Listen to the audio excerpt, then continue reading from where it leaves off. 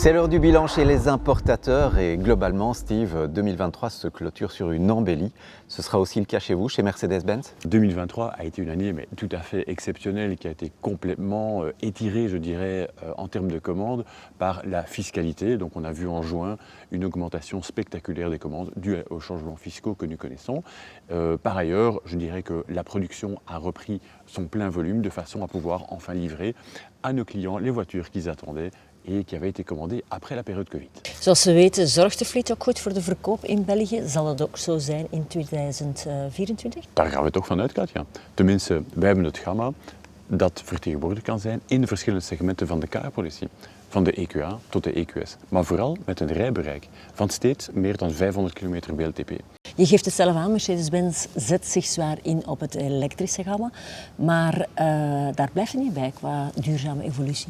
Nee, absoluut niet. Duurzaamheid is vandaag een van de speerpunten van Mercedes-Benz. En als ik vandaag 3 voorbeelden zou geven, dan zou ik spreken over onze fabrieken. Die zijn CO2-neutraal sinds eind 2022.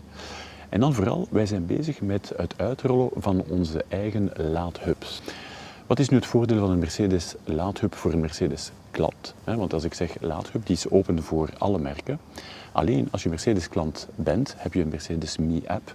Met de Mercedes Me-app kan je op voorhand je plaats gaan reserveren op zo'n hub, zodanig dat je nooit hoeft te wachten voor een laadbeurt.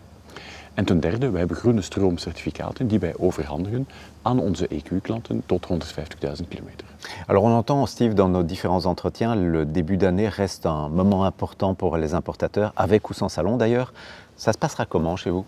Alors le salon effectivement est grévé dans notre culture, Alain, et c'est pourquoi nous allons recevoir nos clients flotte dans notre centre d'expérience, avenue du Péage, à Bruxelles.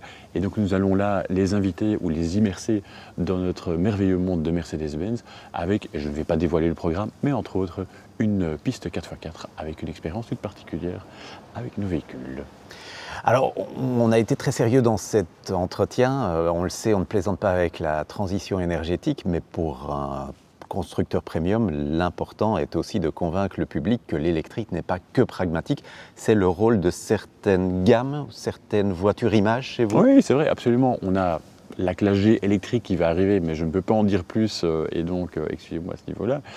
Mais on a évidemment la gamme AMG qui a été électrifiée aujourd'hui et qui procure des sensations tout à fait exceptionnelles aux conducteurs de celle-ci, avec des accélérations sur la EQE AMG en moins de 4 secondes pour le 0 à 100. Enfin, c'est tout à fait déraisonnable, on peut le dire, mais voilà, ça fait partie de la DNA de notre marque et on est tout à fait heureux de représenter ces produits-là également. Et on en est bien heureux. Merci Exactement. Steve. Merci, à bientôt.